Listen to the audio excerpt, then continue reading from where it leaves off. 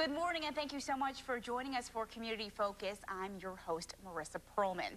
Now, CareFirst, formerly known as Southern Tier Hospice and Palliative Care, is a not-for-profit organization, community-based program that provides hospice and grief support services to many areas in our community. Now, the program is called CareFirst, and the mission behind the organization is to give support and care for the seriously ill and grieving. So today, we are going to talk more about CareFirst and their mission. Joining me is Andrea Barber. She is the CareFirst Family Services Manager. Andrea, thank you so much for being with us today.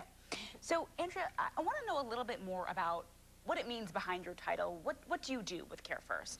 I oversee our different family services programs that we have. So we have spiritual care counselors, we have social workers, and we have grief services counselors. So, and oversee all of the different services. Okay. A lot is offered in the program, Yes. I know, and we will definitely get to that.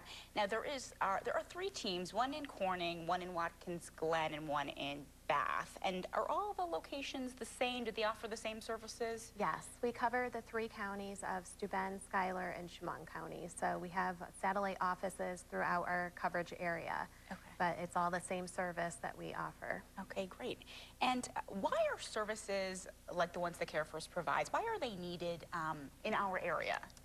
We cover services for hospice patients. So we also cover palliative care services. So an individual who has a chronic condition or a chronic disease process that's causing them some extra need to kind of service and, you know, collaborate with their doctors, kind of help with additional planning, how they're going to get through this disease process. So we also offer the grief services sides of things. We provide those services to anybody in the community. So it doesn't have to be a service, you know, just because somebody did use us for hospice care or whatnot. So Great.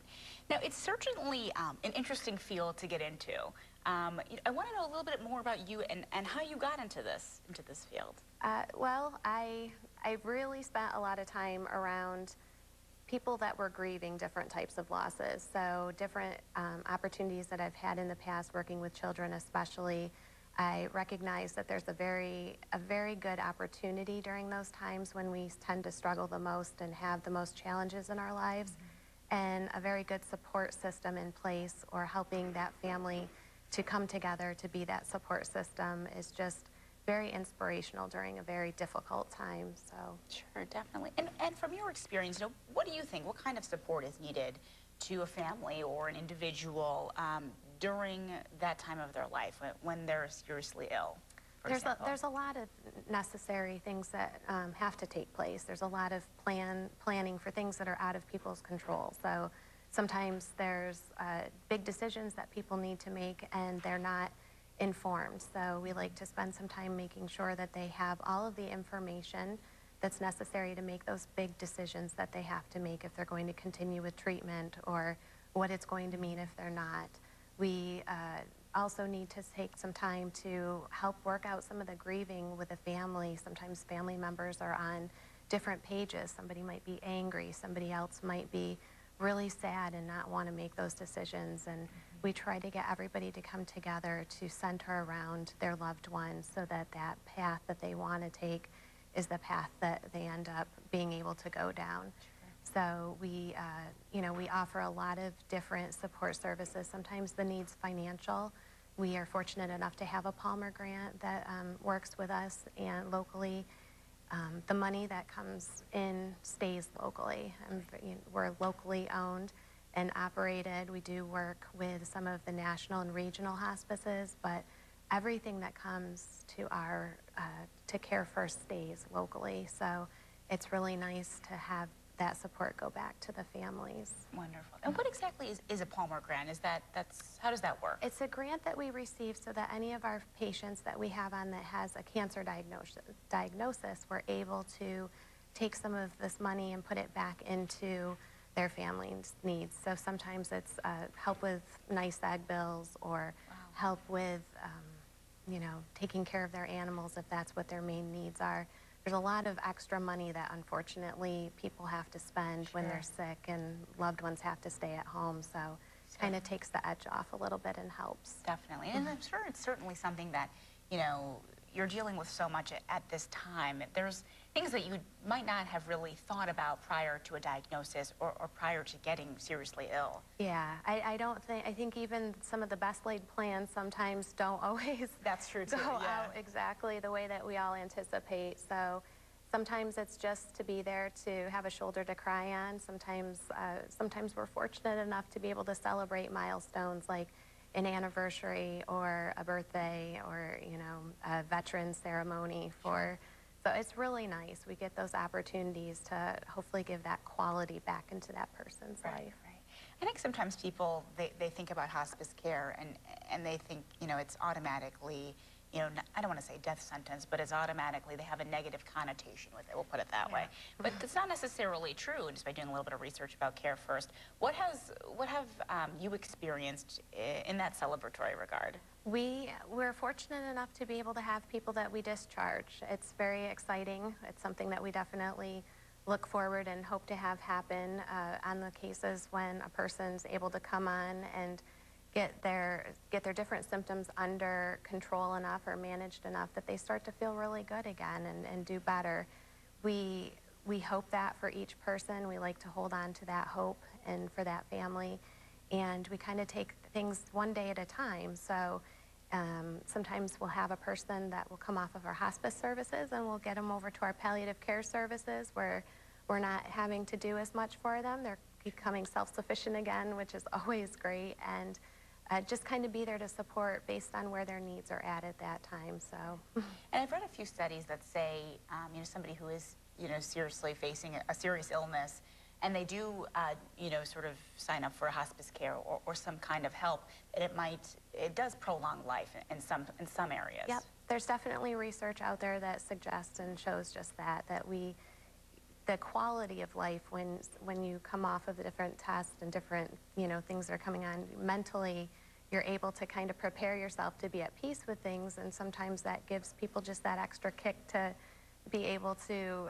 be inspired to take things a day at a time and slow things down a little bit and recognize what it is that's really taking that quality out. So there's a lot of pieces there that can really change that. Absolutely. And you mentioned palliative care. For some of our community members who don't know, what is the difference between hospice care and palliative care? Yeah, that's definitely confusing for a lot. Sure, I'm sure you get that question a lot.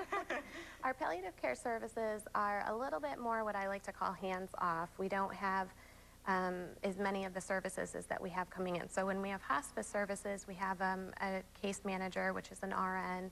We have LPNs that are available to do the personal care. We have social workers and spiritual care counselors, volunteers. When we're looking at palliative care services, we're looking at somebody that's going to kind of act as that GPS for that person. So they're going to make those connections between their doctors and their different services that they have going on. We're going to try starting those conversations on advanced directives like our healthcare proxies, power of attorneys, things that might be needed. You know, start talking about some different ideas of where things might go down the road. And so it's for people that are chronically ill. So there's, you know, there's lots of different diseases out there and conditions that would make somebody chronically ill. And it's really to just help give them a support system, somebody that they can call, bounce some different questions off of, and allow us to kind of help navigate that system and give them some ideas or some different potentials that are out there. Maybe ask a few questions they haven't thought of yet, because like you said, it's hard. It is hard, absolutely. I like how you said that, a human GPS in a way. That's definitely a good way to describe it. Now, I know that there are ways that the community can get involved in CareFirst. What are some of those, what are you guys looking for in terms of volunteers and community service? Yeah, we have a lot of opportunities. We have a lot of different formal ways that we go out to try to ask for some of that help. We have pet pushers that we have annually. We have, of course, we're always running in volunteer trainings. We're looking for volunteers. And it doesn't just have to be with face-to-face contact. If there's somebody that has great office skills or is looking to just fold some papers, we have those opportunities. There's lots of them. So if you know, some people are scared sometimes, they're not sure what they're going to get themselves into, we have lots of different opportunities that way. We also have a music and memory program that we just we're certified in. Wow. So we're looking for used CDs. If anybody's looking to donate a CD, they go on to iPad or iPods, and they go back out into the community to our patients so that they have music that they can listen to and help enhance those, you know, different qualities there. We definitely accept donations. Everything that we receive for donations stays locally and goes right back to the community. So sometimes a family wants to set something up in memory of someone, and for a very specific need, we're definitely open to those too. Absolutely. Try to help make a legacy for that person, that loved one. And is it important that the volunteers and the money that goes into CareFirst, that it stays local? It's important to the organization. It's our number one focus. I think that's, for me, one of the biggest things that I appreciate the most about our agency is our ability to give and know that it's staying right here in these 3 counties, and that it's not going in somebody else's hands somewhere out of state or wherever other things can sometimes go. It's going back to our friends, our neighbors, our loved ones, our school teachers, you know, everybody throughout the counties that we've had input and, you know, different types of interactions with. So it feels good to know that. Absolutely. Well, final question for you, Andrea. What would you like the community to know about CareFirst or the work that you guys do? I would like everybody to know that our services are definitely something that's of value. It's definitely something that, you know, like we hear it over and over again, that we should have called you sooner. And I would love for people to have the opportunity to try us sooner than later, to give us a call and see if it ends up being something that, you know, will work for them. And self-refer. The self-referrals, you know, if you're feeling like you need some extra help and some extra support, definitely talk to your doctor, talk to your friends and your family, but definitely take the time to pick up the phone and call us, and let us see if we can be at the right fit for you. Wonderful. Well, thank you so much, Andrea, for taking the time to be with us and teaching us a little bit more about CareFirst. We're going to take a quick break, but when we come back, we're going to hear some stories from a volunteer who works with CareFirst and a little bit more about his experiences. We'll be right back. Welcome back to Community Focus. I'm Marissa Perlman. Today we are learning more about the CareFirst organization, and today I am joined by Charles Mud Grund. Everybody knows him as Mud. So Mud, thank you so much for being with us today. Thank you very much. Mud has been a volunteer with CareFirst for 20 years now? Over 20 years. Wow, so that has been quite some time. And so Mud, tell us a little bit about how you got involved and a little bit about your experiences with CareFirst and being a volunteer and what you do. Well, I didn't want to be a volunteer to start with. And we had an associate pastor, Nick McKinney, that kept asking me to be a volunteer because he was involved with CareFirst. And it went on for quite a few months, and finally I said, okay. And that's where it started. And that was 1991, you said? 1991. Wow. And then what kind of got you hooked in terms of volunteering? Well, I felt that I should give something back to the community and to volunteer in that sense. Because, as I told you before, I have a prison ministry that started in 1979. So the volunteering was something that I'm very much interested in doing. Wonderful, wonderful. And you mentioned to me you've certainly met a lot of people over your 20 years of experience with CareFirst, and you primarily work in the hospice department. Yes, I do. And so tell us a little bit about some of the people you've come across. Well, in CareFirst, they are the most compassionate, caring people that I have ever met. And it just goes on and on and on, and you meet more, and they help you through whatever you are assigned to. Sure. So that with the patients that I have had and still have, I feel that there have been 50 to 60 of my patients that died. And I get very friendly with the caretaker of the patient, either the spouse or somebody else. And what I have found, that in volunteering for the patient, the spouse, or whomever is taking care of them, they need just as much as the patient. Absolutely. And that always amazed me how they can do that. Right. Because, and as we were just mentioning with Andrea before the commercial break, it's going through something like this is not just for the one person, it's the entire family and everybody surrounding the person. Mm-hmm. There's a lot that you have to think about. So what do you specifically do as a volunteer when you're working with the families? Well, I'll tell you just two examples. Sure. Of which I was involved very much so. And one was a patient that went from 200 pounds to under 100. Wow. He had cancer of the stomach, and he could hardly swallow. Mm. So that I told his wife that I would sit every Thursday between 8 a.m. and 12:30, and then she can go out and do her shopping and things like that. And my first day I was there, I